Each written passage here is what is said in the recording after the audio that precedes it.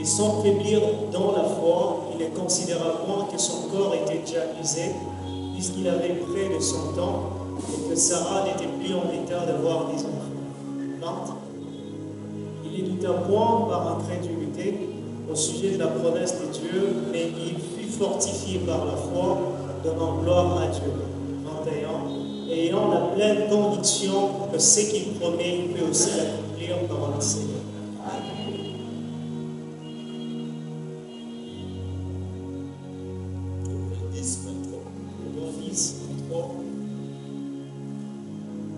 Au 10, 23, la Bible dit: « Tenons fermement la profession de notre espérance, car c'est lui qui a fait la promesse des fidèles par le Seigneur. » Nous acclamons pour la parole.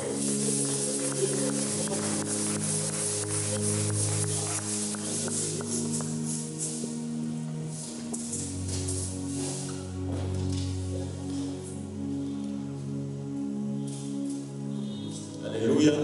Amen. Alléluia. Amen.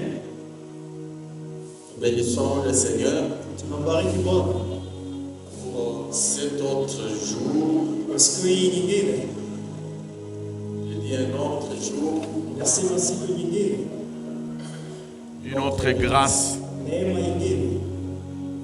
mais aussi une autre visitation. Alléluia.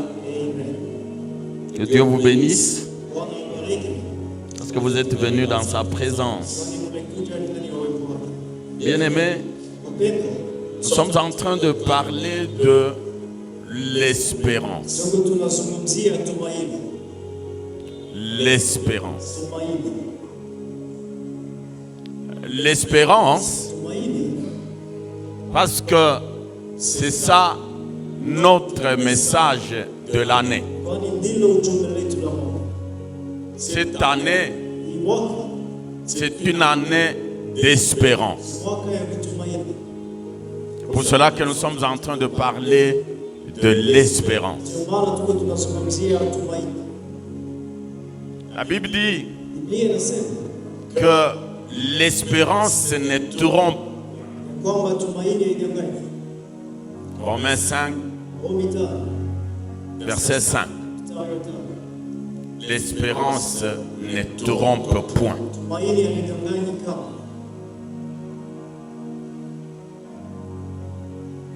Alléluia.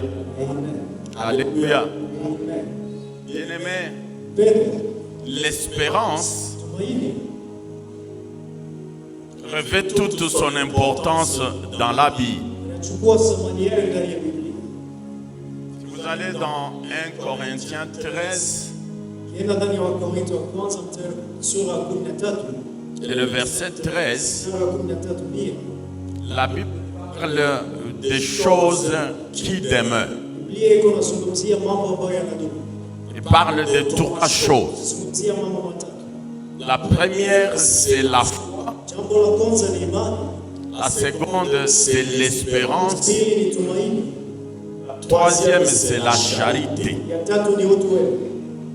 Parmi les 3 choses qui demeurent, il y a l'espérance. Si vous remontez, vous commencez la lecture au verset 8. 1 Corinthiens 13, verset 8.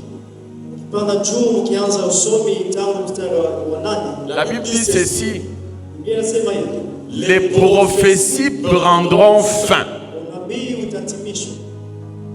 Les langues s'arrêteront. Mais aussi la connaissance disparaîtra. Lorsque vous descendez maintenant, la Bible dit contrairement aux prophéties, contrairement aux langues et à la connaissance, l'espérance, elle va demeurer. Demeurer, c'est rester le plus longtemps possible. Kudumu ni kubaki katika wakati nyingi iwezekanayo. Katika wakati nyingi iwezekanayo. L'espérance. Tumaini. La foi aussi. Imani pia. Pour cela que Jésus demande. Ndio maana Yesu anaomba. Il dit lorsque le Fils de l'homme reviendra, anasema wakati mwana wa Adamu atarudi, trouvera-t-il la foi sur la terre? Je, atakuta imani duniani? La foi aussi. Imani pia. Voilà les choses qui doivent nous accompagner. Tazama mambo ambayo inatubidi yatusindikize. L'amour aussi, la charité. Upendo pia na utu wema. Vous lisez ce chapitre-là, le chapitre 13, il y a bien des détails sur l'amour. Ukisoma sura 13 utaona kuna wanaozungumzia upendo zaidi. 1 Corinthiens 13, vous commencez au premier verset. Beaucoup de détails sur l'amour. Wakorintho wa kwanza sura 13 wanazungumzia upendo kwa zaidi. Et bien aimé, nous parlons de l'espérance. Upendo sisi tunazungumzia tumaini. L'espérance ne trompe point. Tulisema tumaini haidanganyi. Voilà pourquoi nous en parlons. Ndio maana tunaizungumzia. En dehors du fait que c'est notre message de l'année. Kando na jinsi ni ujumbe wetu wa mwaka. Mais aussi, pia nous parlons d'espérance. Tunazungumzia tumaini. Parce que Dieu veut que nous puissions kwani Mungu anataka ya kwamba espérer en lui et en lui seul. Tupate kumtumainia yeye na yeye tu. Que nous ne puissions pas tourner nos regards vers les hommes. Tusipeleke macho yetu kwa wanadamu. Les hommes qui sont faillibles. Wanadamu ambao wanaweza shindwa. Les hommes qui peuvent mourir. Wanadamu ambao wanaweza kufa. Les hommes qui à un moment ils peuvent nous promettre des choses. Wanadamu ambao wanaweza tuahidia kitu. Et à un autre moment qu'ils soient incapables de nous donner ce qu'ils nous ont promis. Na wakati mwingine hawataweza kufanya ile ambao wali. Dieu veut que nous puissions tourner nos regards vers lui et vers lui seul. Mungu anataka tupate kupeleka tazamo wetu kwake na kwake yeye tu. Michée 7 verset 7. Mika 7:7. Il dit, anasema hivi, pour moi, kwangu mimi, je regarderai vers l'Éternel. Nitamtazamia Mungu. Je mettrai mon espérance dans le Dieu de mon salut. Nitatia tumaini yangu kwa Mungu wa wokovu wangu.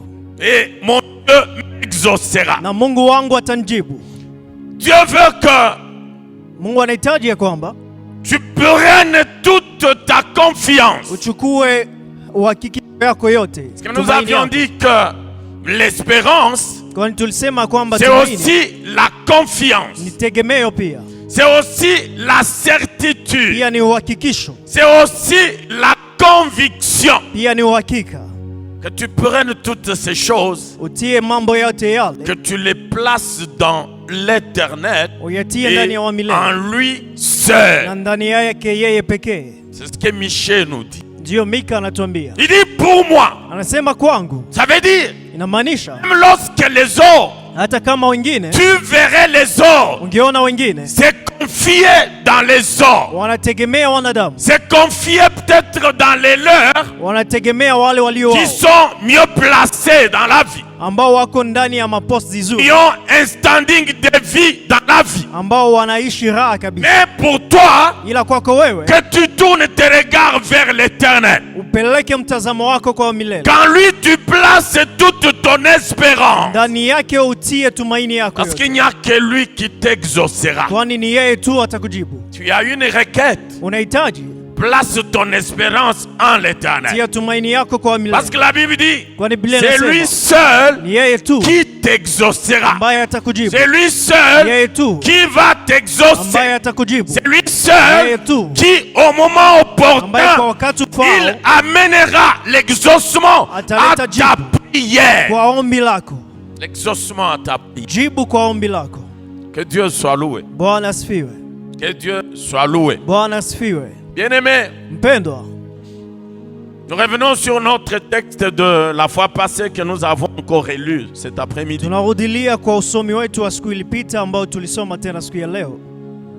Ce texte qui parle de Abraham. Dit, contre toute espérance, il crut, en sorte qu'il devint le père d'un grand nombre de nations.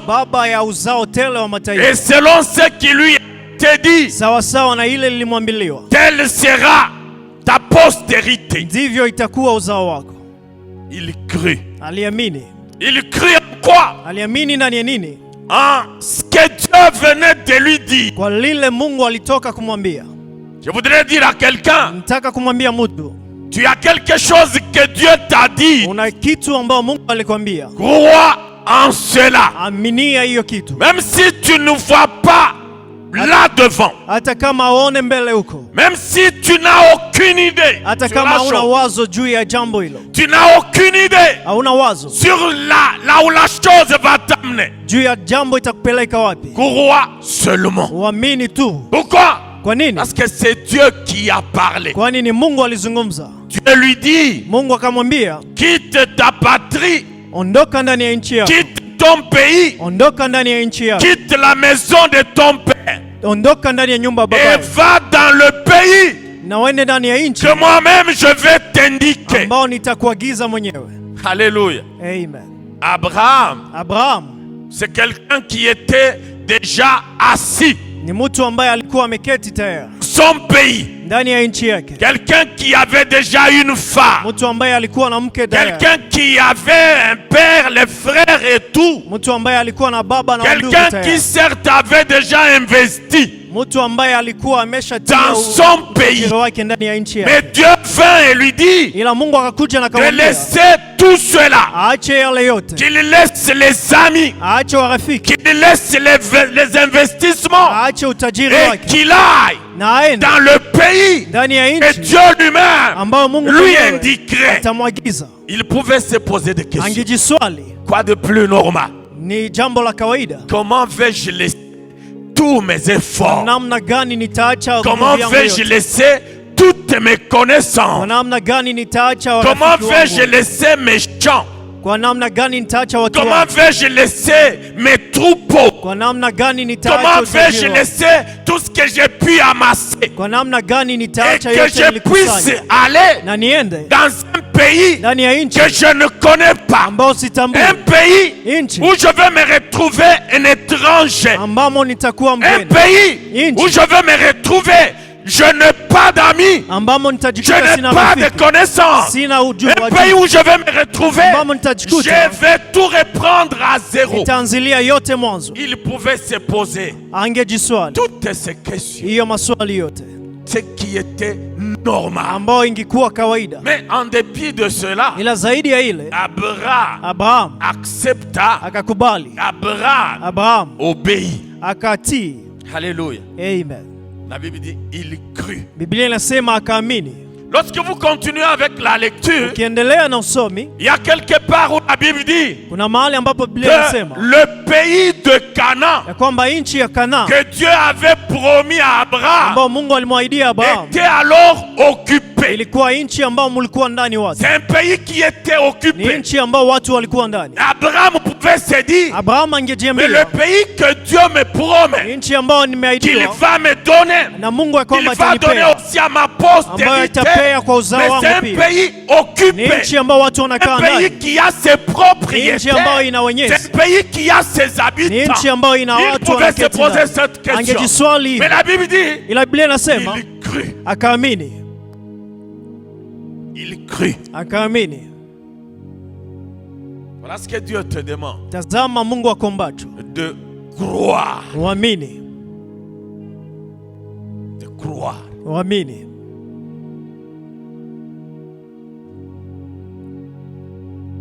Tu peux bien te poser des questions. Unaweza kujiswali maswali fulani. Mais ila à la fin de toutes ces questions, mwisho ya hizo swali zote, que tu crois. Uamini. Que tu crois. Uamini.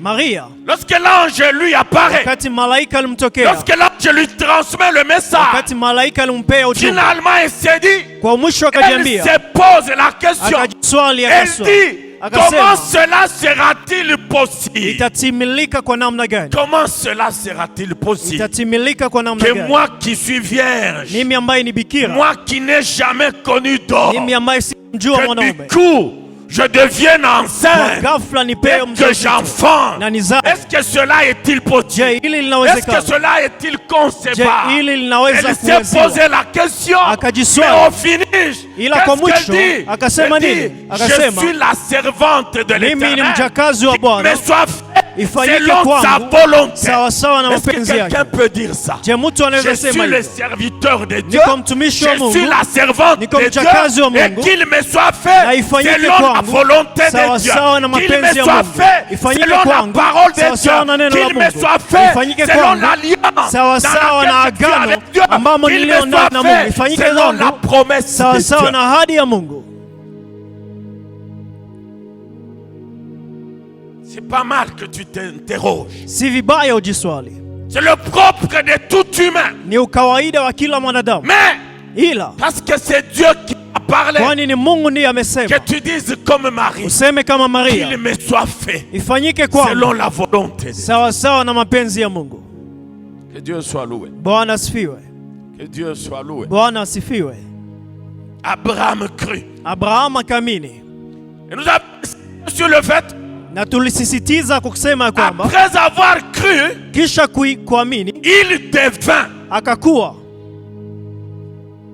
Je lis deux verbes. Niliunganisha misemo hizo mbili. Croire, kuamini, et devenir, na kukua. Je dis ceci. Nilisema hivi. Ça veut dire, inamaanisha aussi longtemps muda wowote que tu n'as pas cru, haujaamini, aussi longtemps muda wowote que tu ne crois pas, hauamini, tu vas rester la même personne. Utabaki mtu yule yule. Tu vas rester le même. Utabaki yule yule. Les années pourront passer. Miaka yatapita. Et même les siècles. Hata karne si tu as la grâce de vivre, de voir les siècles, même les siècles passeront. Mais toi, tu vas rester le même. Pourquoi? Parce que tu n'as pas cru. Tu n'as pas cru.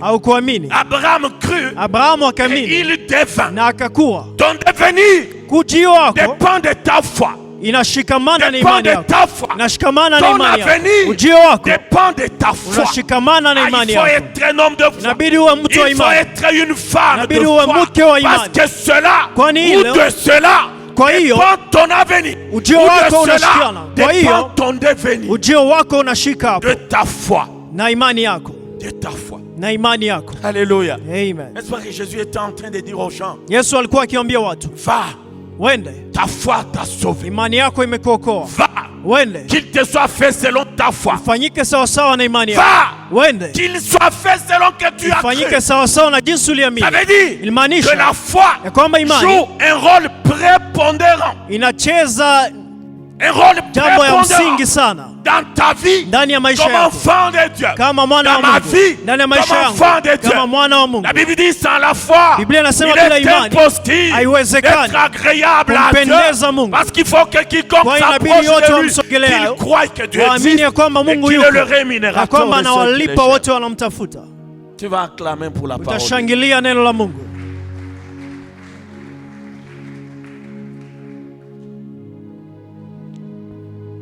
Alléluia. Amen. Il y crut. Akaamini na akakuwa.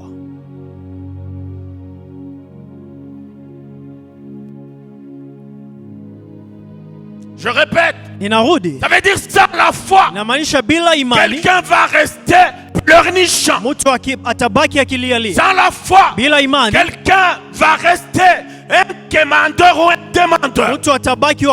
Sans la foi, c'est la foi qui détermine le changement qui doit s'opérer dans ta vie. C'est la foi. Qu'il te soit fait selon ta foi.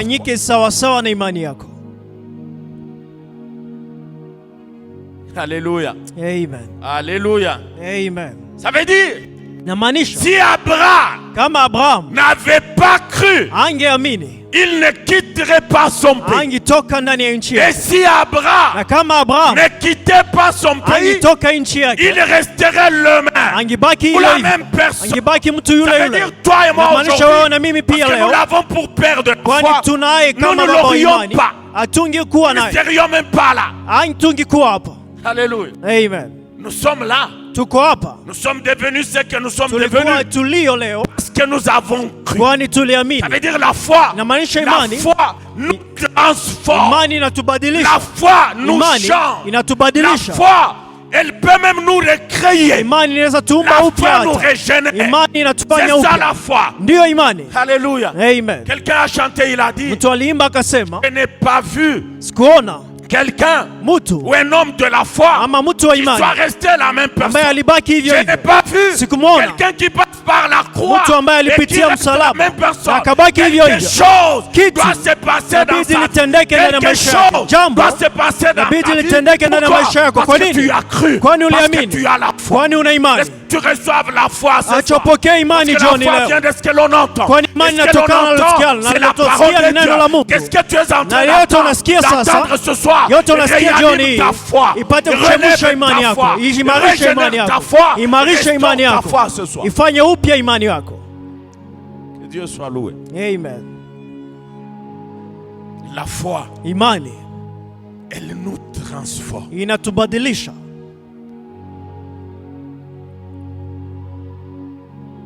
La foi, imani, elle nous change. Inatubadilisha. C'est ça la foi. Ndilo imani. Ça veut dire, inamaanisha avant kabla ou après ta foi ama kisha imani yako ne peut pas être égal à avant ta foi. Haipashwi kuwa sawa sawa na kabla imani yako. Ce que tu es après la foi ulio kisha imani yako ne peut pas être comparé haiwezi kuwa à ce que tu étais avant la foi. Na ile ulikuwa kabla imani. Quelque chose doit se passer. Quelque chose doit se réaliser. Jambo litendeke. Quelque chose va. Lorsqu'on te regarde, jambo wakati wanakutazama wanasema ya kwamba uko mzuri, uko mwema, de la gloire de Dieu. Pourquoi? Tu es un homme de foi. Tu es une femme de foi. Que Dieu soit loué. Bwana asifiwe. Abraham il quitte, akatoka, il va, akaenda. Ça veut dire, inamaanisha pour que Dieu réalise certaines choses ili Mungu atimishe mambo fulani dans ta vie, ndani ya maisha yako, dans la vie d'une personne, ndani ya maisha ya mtu fulani, dans ma vie, ndani ya maisha yangu, il y a certaines choses que nous devons quitter. Ina mambo fulani ambayo inatubidi kuacha. Certaines choses avec lesquelles nous devons nous séparer. Inabidi mambo fulani tujitenge nayo. Oui, une séparation nette. Ndio kujitenga ya kikamili. Une séparation nette. Kujitenga kikamilifu. Parce qu'il y a des choses, kwani kuna mambo, comme Isaïe dit, qui empêchent Dieu, jinsi Isaya anasema, ambayo yanamzuiza Mungu apate kutujibu. Des choses qui mettent de barrières, mambo ambayo yanatia zuizi entre toi et ton Dieu. Kati yako na Mungu wako. Lorsque tu pries, wakati unaomba, Dieu bouche les oreilles. Mungu anafunga sikio. Kwa nini? Parce qu'il y a des choses, kwani kuna mambo qui l'empêchent ambayo linamzuiza manifester sa puissance, apate kudhihirisha uwezo wake dans ta vie. Ndani ya maisha yako. Il y a des choses kuna mambo avec lesquelles quelqu'un doit se séparer, ambao mtu anabidi ajitenge nayo. Alléluia. Amen. Je ne les connais pas, mais toi tu les connais. Siyatambui ila wewe unayatambua. Tu connais. Unayajua.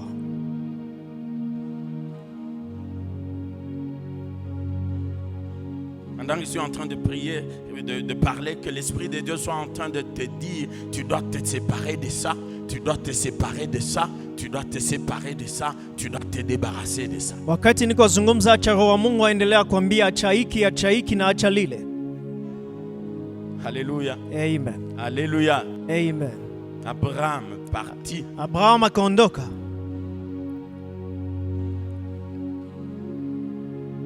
Mais lorsque Dieu lui parle, wakati Mungu anamzungumzia, Dieu lui dit, Mungu anamwambia, je te bénirai. Nitakubariki. Je ferai de toi un grand. Nitakufanya mtu mkubwa. Ton nom sera grand. Jina lako litakuwa kubwa. Reconnu partout. Litajulikana mahali pote. Tu seras aussi le père. Utakuwa pia baba. D'une grande multitude. Wa uzao tele. De toi sortiront les rois. Ndani yako kutatoka de toi sortiront les princes. Ndani yako kutatoka wana wa wafalme. Pendant que Dieu lui dit ça, wakati Mungu anamzungumzia hivyo, Abraham regarde. Abraham akatazama. Sa femme est stérile. Mkewe ni tasa. Alléluia. Amen. Sarah stérile. Sarah alikuwa azai. Il pouvait certainement se demander, angejiswali kwa kweli, d'où viendraient toutes ces nations? Mataifa yote yale yatatokea wapi? Parce que je suis stérile, ma femme est stérile. Kwani niko tasa, mke wangu pia hivyo hivyo, hatuna mwana. Nous n'avons pas d'enfant. Hatuna mwana. Et puis, kisha l'âge miaka que nous avons ambayo tunayo est suffisamment avancé. Imeshasogea kikamili. Suffisamment avancé. Yanasogea kikamili. Il pouvait regarder et dire, angetazama na kusema, Sarah et elle est déjà ménopausée. Hawezi tena kuzaa. D'où viendrait atatokea wapi ce grand nombre de nations? Hiyo mataifa yatatokea wapi?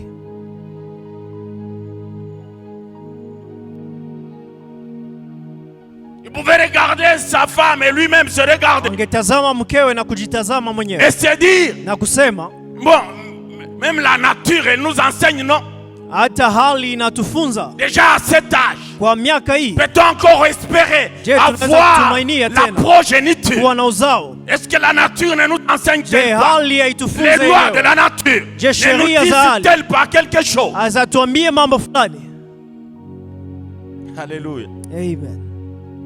Sarah était stérile. Sarah alikuwa tasa. Mais ila contrairement à cet état de choses, kitofauti na hali hiyo, Dieu leur dit qu'ils seront deux sortes de nations. Mungu akawaambia toka wao kutatoka uzao tele wa mataifa. Alléluia. Amen. J'ai parlé de la réalité. Nilikuwa nikizungumza yote ambayo tunaona kikawaida. La réalité. Tunaonayo kawaida. C'est par quoi tu es en train de passer. Yale ambayo unapitia.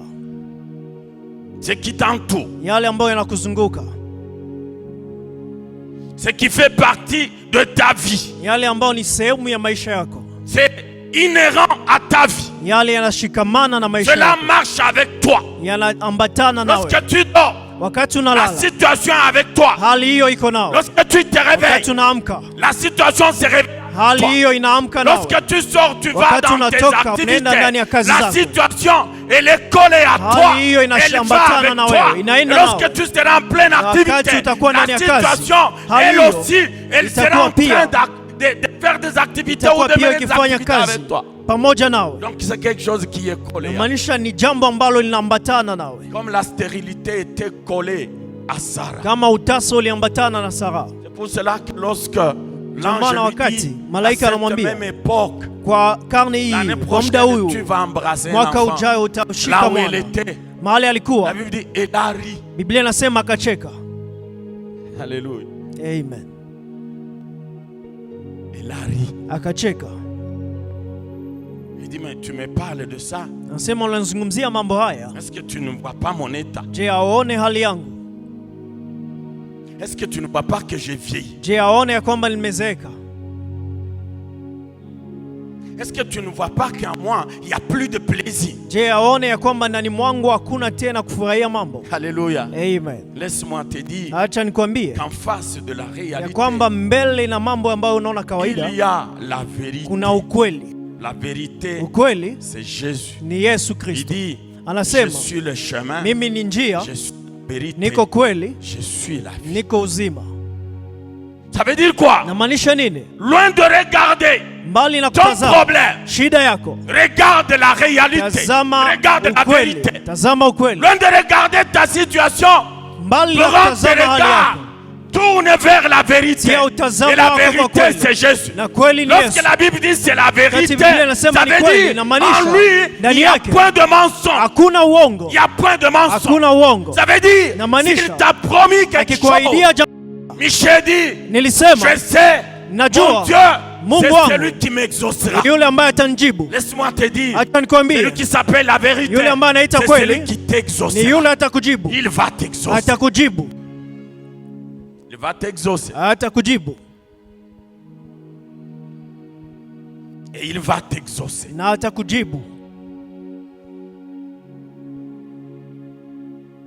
Je disais, il va t'exaucer. Lorsque vous parcourez toute la littérature sur l'espérance dans les dictionnaires bibliques, il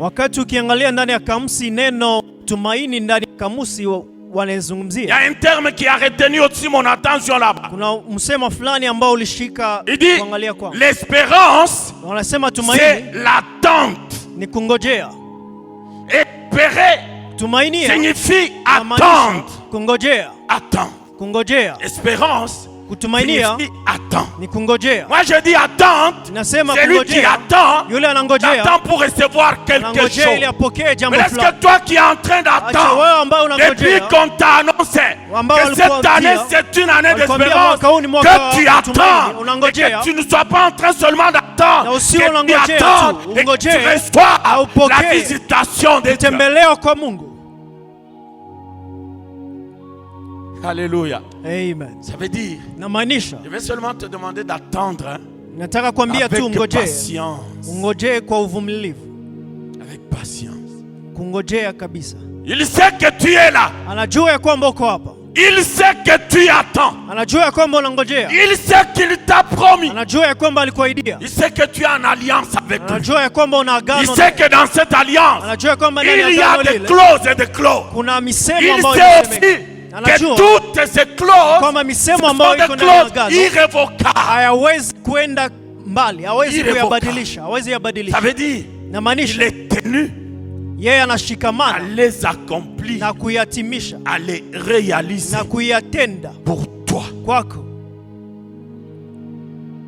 Alléluia. Amen. Alléluia. Amen.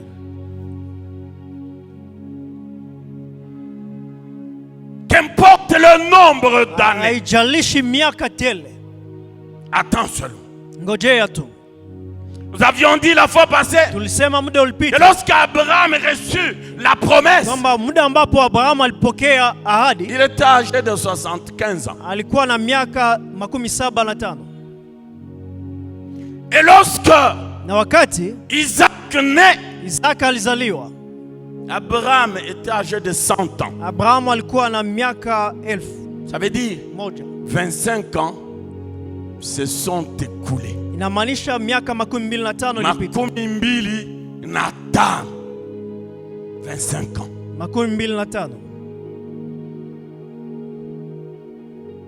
Il ne s'est pas découragé. Il n'a pas remis en cause. Il n'a pas commencé à se dire, est-ce que c'est Dieu qui avait parlé? Si oui, est-ce que j'avais bien entendu ce qu'il avait dit? Tu commences à penser que tu n'as pas bien entendu. Tu commences à hésiter. Tu commences à douter. Pourquoi? Les années se sont écoulées. Comme quelqu'un te dit, les années se sont écoulées. Ça ne s'écoule pas. Ça part où les années? Les années ne s'écoulent pas. Est-ce que tu les vois passer? Je unayaona yanaendelea yanapita? Hapana, hayapiti. Alléluia. Amen. Alléluia. Amen. 25 ans. Miaka 25. Ça veut dire Sarah avait une soixantaine d'années. Namaanisha Sarai alikuwa na 60 ya miaka. Et lorsqu'Isaac naît, il était dans la 90. Na wakati walikuwa ndani ya miaka Alléluia. Alléluia. Amen.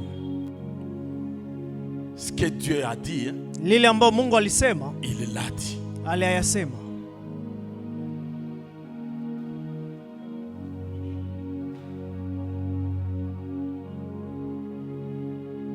Dans Isaïe 46, nous l'avions dit la fois passée. Ndani ya Isaya 46 tulisema muda ulipita.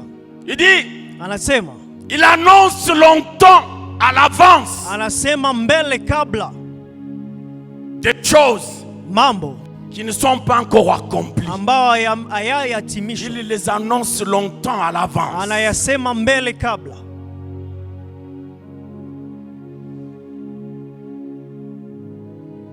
Ce qui n'est pas encore arrivé, lile ambalo hayafika, il l'annonce longtemps à l'avance. Anayasema mbele kabla yafike.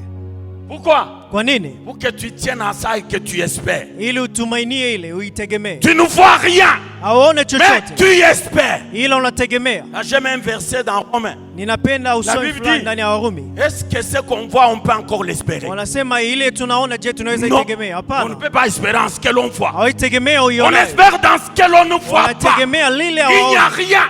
Tu ne vois rien. Il n'y a aucune lumière. Mais tu espères. Parce que c'est Dieu qui a dit. Tu espères. Parce que c'est la parole de Dieu. On ne peut pas espérer dans ce que l'on voit. Ce que l'on voit.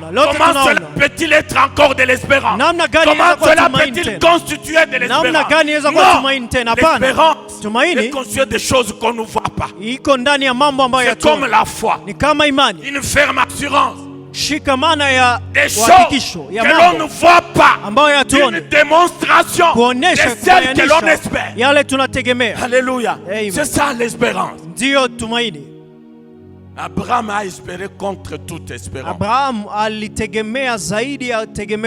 veut dire la situation autour de lui était défavorable.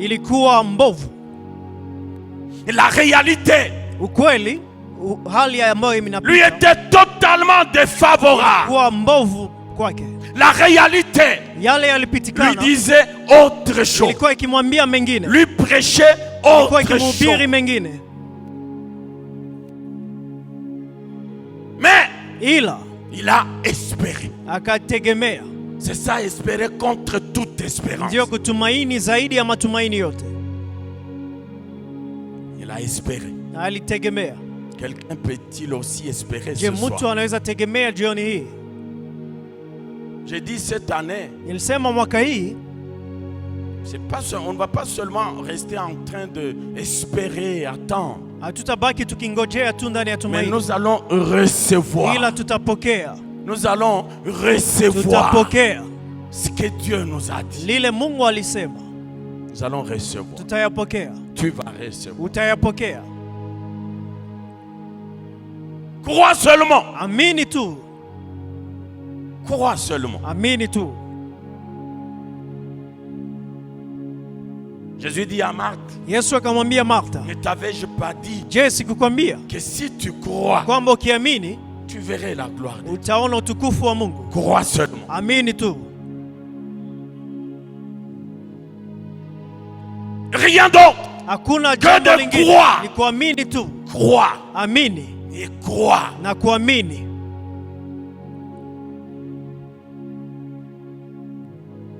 Il faut croire. Inabidi kuamini. Abraham crut. Abraham akaamini. En sorte qu'il devint. Kwa jinsi akakuwa. Le père d'un grand nombre de nations. Baba wa namba tele ya uzao. Crois aussi. Amini pia. Toi qui penses que tu es stérile. Ambao unadhani uko tasa. Crois aussi. Amini pia. En sorte que tu deviennes. Kwa jinsi utakuwa. La mère ou le père d'un grand nombre de nations. Baba wa mataifa tele. Ça ne te demande rien que de croire. Yanakuomba tu kuamini. En la puissance. Ndani ya uwezo. Que dégage l'évangile. Ambao inatoka ndani ya Injili. La puissance qui est cachée dans l'évangile. Ambao imefichwa ndani ya Injili. L'évangile ne consiste pas seulement en paroles. Biblia inasema Injili haiko kusema tu. La démonstration ila kuzihirisha de la puissance. Ça veut dire quoi? Inamaanisha nini? L'évangile est capable inaweza d'amener les enfants kuleta wana mahali ambapo hawako. Souvenez-vous de Anne. Kumbuka Ana. Anne qui faisait l'objet de beaucoup de mortifications de la part de Pénina. Pénina, elle avait des enfants. Elle pouvait se lever le matin. Elle prend de l'eau, elle met dans un bassin. Elle sort même le bassin de la maison. Elle pouvait même mettre ce bassin devant la porte d'Anne. Pour qu'Anne, lorsqu'elle va sortir, qu'elle voie que sa rivale est en train de laver les enfants. Elle a souffert de beaucoup de mortifications. Mais elle a espéré. Elle a espéré. Ça veut dire chaque jour, elle montait au temple. Elle montait au temple.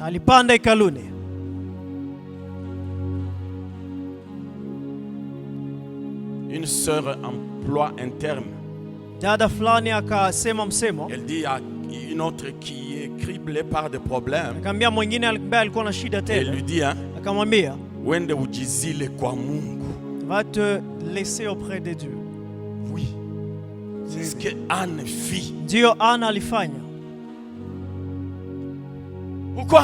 Kwa nini? Elle avait un problème. Kwani alikuwa na shida. Elle avait de l'amertume. Alikuwa na uchungu. Elle pleurait. Alikuwa akilia. Elle essuyait des injures. Alikuwa akiishi elle s'est dit, alisema, à quoi bon que kwa je commence à rester chez moi? Niendelee kubaki nyumbani. On dit même que son mari lui donnait une portion d'eau. Wanasema mumeo alikuwa angempatia mara pili. Est-ce que cela pouvait remplacer les enfants? Je, ile ingibadilisha. Non. Est-ce que cela pouvait amener Pénina à arrêter avec les mortifications? Non. Pénina na matusi, hapana. Tu as un problème. Una shida. Kuya ujizile kwa Mungu. Viens te laisser auprès de Dieu. Ici.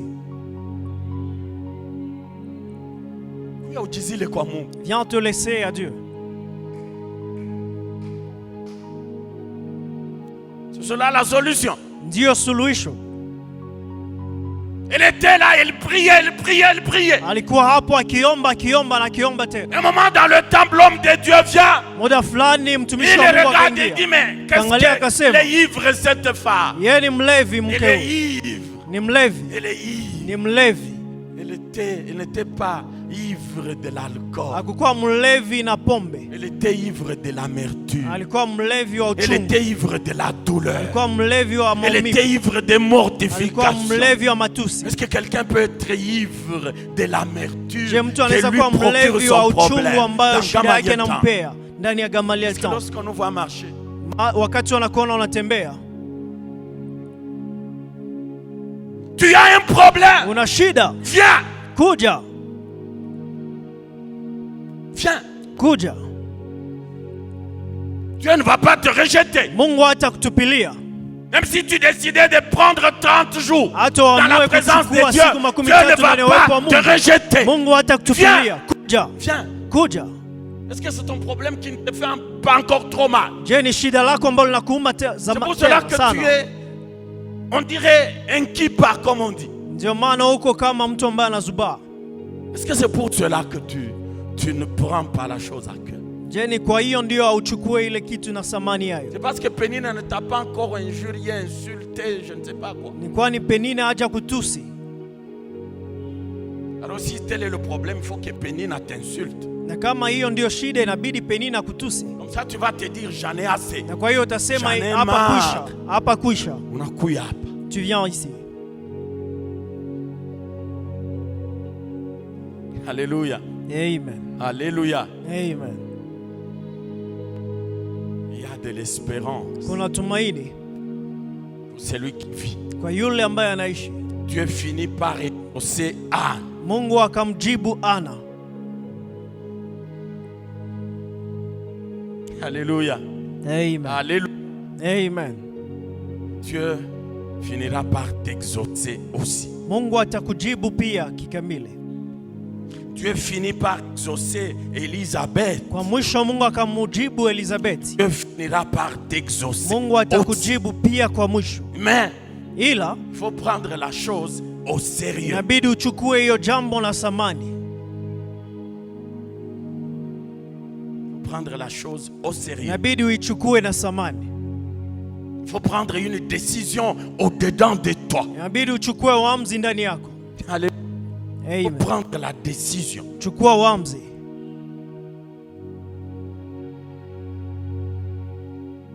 Jacob, il lutta avec Dieu. Yakobo akapigana na Mungu.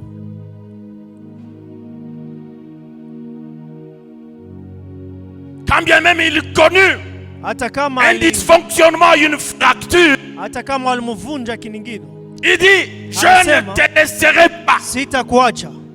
Je ne te quitterai pas. Sitakuacha. On n'a pas choisi de bariki. Tu dois me bénir. Voilà la décision que tu dois prendre. Ndio uamuzi inabidi uchukue. Pour que cette année, ili tu ne mwaka sois hii pas seulement en train de dire espérance, dans cette espérance, ndani ya nous tegemeo avions hiyo dit l'autre dimanche, tulisema et siku Dieu ya a Mungu dit, ilipita, Mungu il alisema sera avec nous atakuwa nasi quand nous sommes avec lui. wakati tuko naye. Décide d'être avec Dieu. Amua kuwa na Mungu. Décide. Amua Et décide. na uamue. Décide d'être avec Amua Dieu kuwa na cette Mungu année. mwaka hii.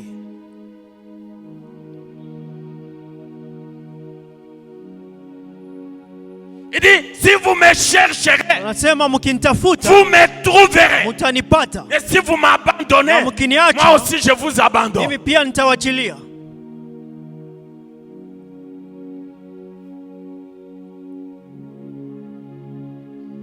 Nous avions rappelé Niliwakumbusha l'amour de Dieu upendo wa Mungu par rapport à votre participation au kulingana service, na kuja kwenu ndani ya ibada, par rapport à vos offrandes, pamoja pour na ce- utoaji de wenu. l'œuvre. Nous avions rappelé de ces choses. Tunakumbusha mambo Au haya. finish, nous avons dit Na la kwa kumaliza grande tukasema, mission, la grande commission, lile c'est ambalo Mungu d'aller ametuagiza là kufanya, dehors et de kwenda chercher nje les âmes na pour kutafuta Christ. nafsi kwa Mungu. C'est ça. Ni hiyo, Allez, kwenda faites de toutes les nations ufanye mataifa yote des disciples. wa mitume. C'est ça, être avec Dieu cette année. Ndio kuwa na Mungu mwaka hii. Quelqu'un a dit ton pied, mon pied. Mtu akasema mguu wako mguu wangu. Ça veut dire que enlève son Na pied. maanisha Mungu anaondoa mguu Toi, tu mets wake, le tien. wewe unatia yako. C'est cela l'espérance. Ndilo tegemeo. Parce que tu ne ferais pas tout cela Kama ufanye mambo si yote tu n'as yale, pas la confiance. kama hauna Si tu n'as hakikisho, pas la foi, kama hauna si imani, tu n'as pas la certitude, kama hauna tu ne hakikisho, ferais pas tout cela. haungefanya C'est un mambo homme yale. de foi Ni mtu wa qui imani ferait tout cela. ambaye C'est une anafanya femme mambo de yale. foi Ni mke wa qui imani ferait tout ndiye cela. anafanya Et qui mambo se yale, dirait, ambaye anasema j'attends la rémunération. ninangojea Il y a une malipo. rémunération. Kuna malipo. Il y a une récompense. Kuna La malipo. récompense, c'est celui qui a travaillé. Wanalipa yule ambaye ametumika. La récompense, c'est pour celui qui a travaillé. Malipo ni kwa Le yule salaire, c'est alitumika. pour celui qui a travaillé. Malipo ni kwa La yule alitumika. rémunération, c'est pour quelqu'un qui a travaillé. Malipo ni kwa yule Sinon, alitumika. tu serais un voleur. Kama sivyo itakuwa wizi. Que quelqu'un prenne la décision. Mtu akamate uamuzi. Cette année, Mwaka hii nous sommes encore au début. tungali mwanzo. Que quelqu'un prenne la décision. Mtu aamue. Alléluia. Amen. Alléluia. Amen. Que Dieu soit loué. Mungu asifiwe. Pour moi, je regarderai vers l'éternel. Kwangu nitamtazamia Mungu. Je mettrai mon espérance dans le Dieu de mon salut. Nitatia tegemeo yangu ndani ya Mungu wa wokovu wangu. Mon Dieu m'exaucera. Mungu wangu atanijibu.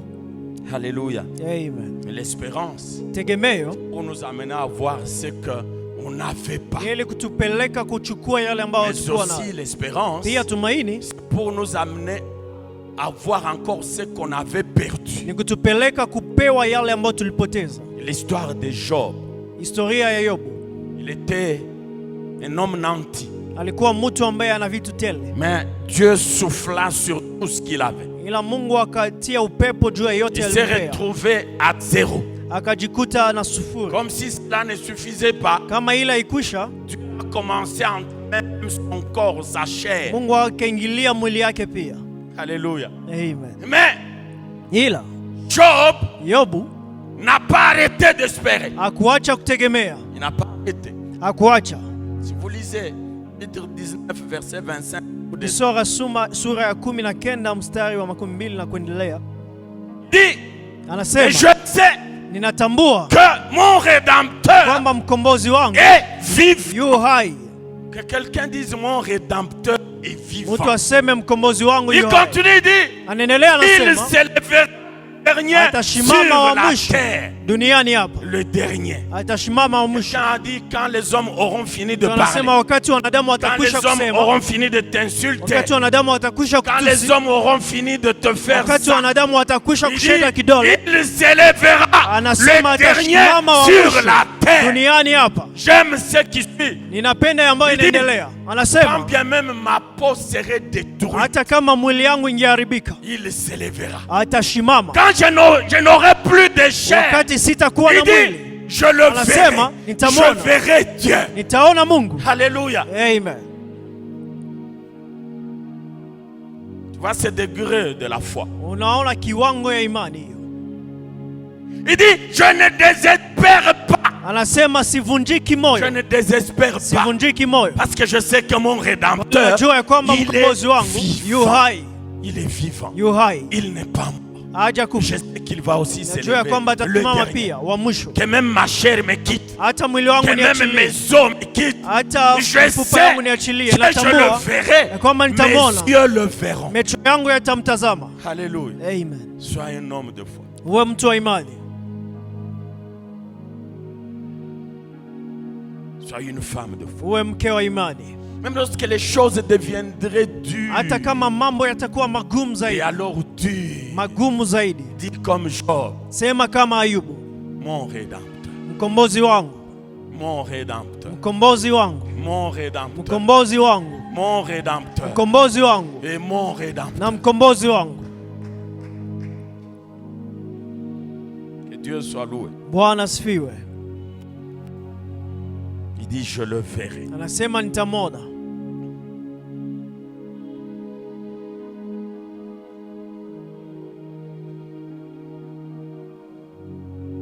Lorsque ses amis viennent le voir, wakati marafiki wake walikuja kumtazama, ils ont parlé des choses. Wakazungumza mambo fulani. Mais si vous allez au dernier chapitre, na ukiendelea ndani ya sura ya Dieu dit à Job, Mungu akamwambia Ayubu, tes amis n'ont pas parlé de moi avec droiture. Marafiki wako wakuzungumza kunihusu ndani ya njia nzuri kulingana na hali yako. Quelle que soit ta situation, hata kama hali yako, parle de Dieu avec droiture. Zungumza na Mungu ndani ya hali nzuri. Ne commence pas à dire Mungu naye. Usianze sema Dieu aussi. Parle de lui avec droiture. Zungumza na Mungu, zungumzie Mungu ndani ya njia. Tes amis n'ont pas parlé de moi avec droiture. Marafiki wako wakuzungumzia ndani ya hali nzuri. C'est ainsi qu'il va même leur dire. Il va dire à Eliphaz. Dieu akamwambia Eliphaz. De Job, il dit, vous allez chercher des taureaux, vous allez les amener. Mtatafuta mangombe ili muje. Job va prier pour vous. Mtumishi wangu Ayubu atawaombea. Que je vais encore vous accueillir. Kwa shurti hiyo ndio nitawakubali tena. Ils ont mal parlé de Dieu. Walizungumzia Mungu kwa njia isiyo halali. Réagrée. Ili Mungu awakubali tena. Il fallait qu'ils amènent des holocaustes. Ilibidi wawe na zabihu fulani. Parle de Dieu avec droiture. Zungumzia Mungu njia halali. Rassure-toi seulement. Ujihakikishie tu que tu es dans l'intégrité. Kwamba uko ndani ya hali nzuri kama Ayubu. Écoute ce que la Bible dit dans Job 4 verset 6. Sikiliza lile Biblia inasema ndani ya Ayubu sura 4 mstari wa 6. Il dit ceci. Anasema hivi. Il dit ta crainte de Dieu. Anasema woga wa Mungu n'est-elle pas ton soutien? Je, haiko tegemeo yako? Pourquoi tu te plains? Kwa nini unashaka? La crainte de Dieu qui est en toi. Woga wa Mungu ambao uko ndani yako. Doit être ton soutien. Inabidi kushika. Il continue, il dit. Amen. Ton espérance. Tegemeo yako. N'est-ce pas ton intégrité? Je, haiko hiyo njia yako kutembea vizuri. Alléluia. Amen. Que quelqu'un qui marche dans l'intégrité puisse espérer. Yule ambaye anatembea vizuri apate kutegemea. Alléluia. Amen. Alléluia. Amen. Ton espérance, n'est-ce pas ton intégrité? Tegemeo yako je si kutembea kwako vizuri? La crainte de Dieu que tu as, n'est-ce pas ton soutien? Woga wa Mungu nao je si kinga yako? Mais sois rassuré de cela. Ujihakikishie na hilo. Que la crainte de Dieu à moi me soutient. Kwamba woga wa Mungu ndio ngome yangu. Que l'espérance qui est à moi, c'est cela mon intégrité. C'est cela mon assurance. C'est cela ma conviction. C'est cela ma certitude. Je ne craindrai personne, je ne craindrai rien. Je peux me faire un nom. Alléluia. Amen. Que Dieu soit loué. Bwana asifiwe. Que Dieu soit loué. Bwana asifiwe.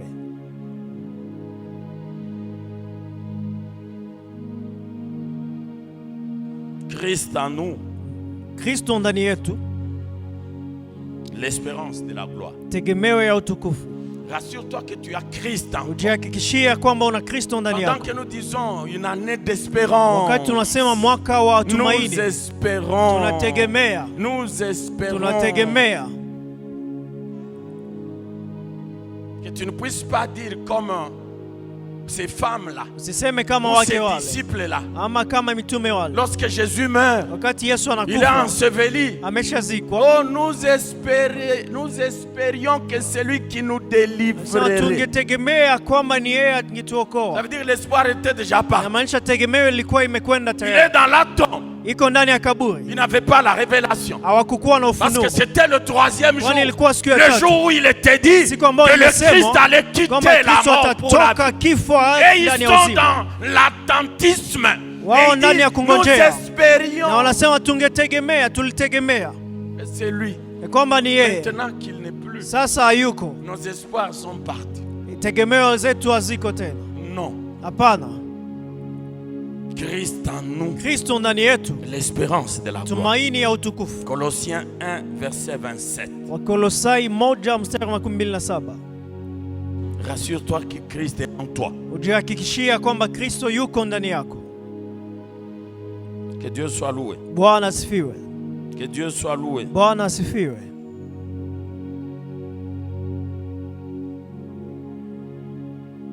Il faut croire. Inabidi kuamini. Croire et attendre kuamini na kungojea sont dans les promesses de Dieu. Yako ndani ya ahadi za Mungu. Dans la parole de Dieu. Ndani ya neno la Mungu. Dans l'alliance que toi tu as ndani ya agano ambao umechukua na Mungu.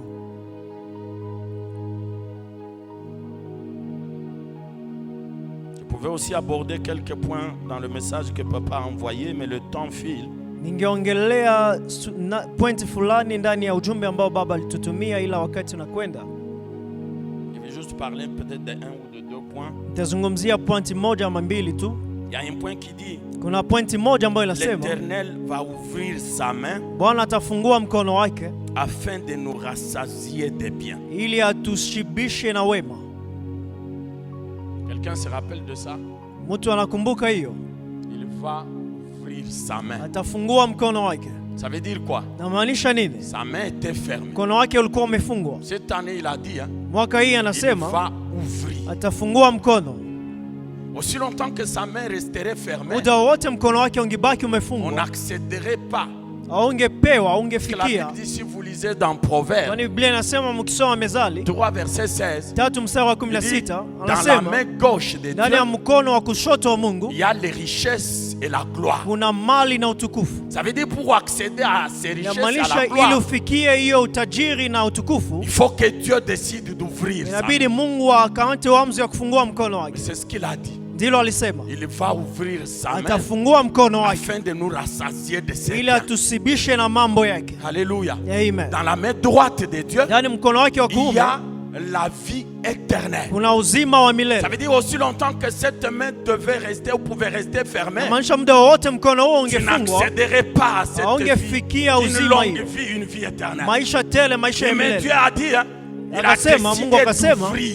anakamata uamuzi wa kufungua Et sa main droite, na mkono wake wa que tu kuume accèdes à la vie ili éternelle, ufikie uzima wa à milele, une longue vie. uzima ambao uko Le tele, terme que Proverbe utilise, ndio à Mezali une anasema longue vie. maisha marefu. Laisse-moi décréter une longue vie sur Acha toi. niseme maisha Laisse-moi marefu juu yako. décréter une longue vie Acha sur toi. nitangaze maisha Une marefu longue juu vie yako, dans maisha ce monde, marefu ndani ya sur dunia hii, cette terre, ndani ya afin ardhi hii, d'hériter ili la vie upate kurithi éternelle. maisha ya milele. Je décrète cela, que toi, Ninayatangaza juu ya une maisha longue yako. vie. Kama Toi, una tu maisha vivras marefu, longue- utaishi maisha une longue marefu, vie. maisha marefu. Que tu ne mourras pas précocement. Inamaanisha Tu ne hautakufa vas mbele, pas mourir dans la fleur de l'âge, hautakufa mbele, mais dans la main droite de Dieu. ila ndani ya Dieu mkono wa a kuume wa ouvert Mungu. Mungu que tu amefungua aies une longue vie. ili upewe maisha marefu, Une longue vie. maisha marefu. Un autre point, Pointi nyingine on va terminer par là. tamalizia hapa. Les Les autres, on verra le dimanche par la grâce de Dieu. Mengine tutayaona siku ya Mungu kwa neema ya Mungu. Il dit, il va envoyer son souffle. Anasema atatuma pumzi lake. Et nous serons recréés. Na tutaumbwa upya. Et il va renouveler notre face. Na atafanya upya uso wetu. Ézéchiel 37 verset 9. Ezekieli 37 mstari wa 9. Il va envoyer son souffle. Atatuma pumzi yake. Et nous serons recréés. Na tutaumbwa upya. Les ossements desséchés. Mifupa ambayo ilikauka. Ézéchiel prophétise. Ezekieli akatangaza, akapana unabii. Les nerfs viennent, les os d'abord se rassemblent. Mifupa yakakusanyika. Les nerfs viennent. Mishipa yakakuja. La chair s'amène. Minyofu yakaja. Et la peau vient les couvrir. Na ngozi ikaje kafunika. Mais ila il n'y avait pas de vie. Hakuwa uzima. C'était comme des morts-nés. Ilikuwa kama wana ambao wamekufa. Alléluia. Amen. C'était comme des morts-nés. Ilikuwa wana ambao Il n'y avait wamekufa. pas de souffle, il n'y avait Hakukuwa uzima ndani pas yao. seulement des corps comme ça. Ilikuwa mili ambayo imekufa. Dieu dit à Ézéchiel, prophétise. Mungu akamwambia Ezekieli, pana unabii. Appelle des 4 vents l'esprit. Itatoka pepo ine. Que l'esprit vienne ije. et qu'il entre. Na ingie. Afin que ce corps reprenne vie. Zipate kuchukua uzima. Alléluia. Amen. Laisse que Dieu te recrée. Acha Mungu akuumbe upya. Cette année. Hii mwaka. Laisse que Dieu te recrée cette Acha année. Mungu akuumbe upya hii mwaka. Laisse que l'esprit de Dieu en toi. Acha roho Mungu ndani yako. Te régénère. Akufanye uwe upya. L'esprit de Dieu. Akurudishe ndani ya ujana roho Mungu. L'esprit de régénération. Roho ambaye anarudisha upya. L'esprit du renouvellement. Roho akufanyika upya. Qu'il te recrée. Akuumbe upya. Ça veut dire que cette année, inamaanisha mwaka huu, lorsque les gens, même ceux qui te connaissaient, wale ambao walikutambua, lorsqu'ils se mettront devant de toi, wakati wataingia mbele ils yako, commencent à dire, est-ce que c'est toi? wanasema je ni wewe? Est-ce que c'est lui? Je ni yeye? Comme cet aveugle-là de Jean 9. Kama kipofu huyo ndani ya Yohane 9. Il y avait une discussion. Kulikuwa kutokuwa après qu'il ait reçu son miracle. Kisha kupokea muujiza wake. Laisse que les gens commencent à se disputer. Acha watu waanze zungumza bila kuelewana. Lorsque tu recevras ton miracle. Wakati utapewa muujiza wako. Les autres disaient, wengine walisema, oui c'est lui. Ndio ni yeye. Cet aveugle-là. Ni huyo kipofu. Qui s'asseyait. Ambao aliketi. Et qui commandait. Ambaye aliomba. Les autres disaient, wengine walisema, non, ce n'est pas lui. Si yeye. Mais lui il est toujours assis. Ila yeye anaketi tu. Il est toujours aveugle. Mais celui-ci qui est devant nous, n'est-ce pas qu'il voit? Mais il nous voit, non? Il peut dire la couleur de notre habit. Ça veut dire que ce n'est pas lui. Ça veut dire une discussion. Ce n'est pas lui. C'est quelqu'un qui lui ressemble. Laisse que tes ennemis, lorsque Dieu va faire, qu'ils se disent, non, non, ce n'est pas lui. Ils seront en train de te ramener dans ta situation alors que Dieu t'aura déjà régénéré. L'esprit de Dieu t'aura déjà recréé. L'esprit de Dieu t'aura déjà renouvelé. Ils seront en train de te regarder dans l'ancien miroir, dans l'esprit. Et lui dira quoi? C'est moi. Alléluia. Amen. Tu leur diras pour couper court. Non, c'est moi. C'est moi. Et c'est moi. Je suis seulement régénéré. Je rayonne seulement de la gloire de Dieu. Dieu m'a seulement béni. Son onction est descendue sur moi. Sa grâce est descendue sur moi. Et je suis régénéré. Je suis transformé. Je suis recréé. Est-ce que Dieu te recrée? Est-ce que Dieu recrée tout de toi? Est-ce que Dieu recrée ta maison? Que Dieu recrée ton mari? Que Dieu recrée ta femme? Que Dieu recrée vos enfants? Que Dieu recrée ton travail? Que Dieu recrée ton lendemain? Que ta destinée soit recréée. Alléluia. Que Dieu vous bénisse.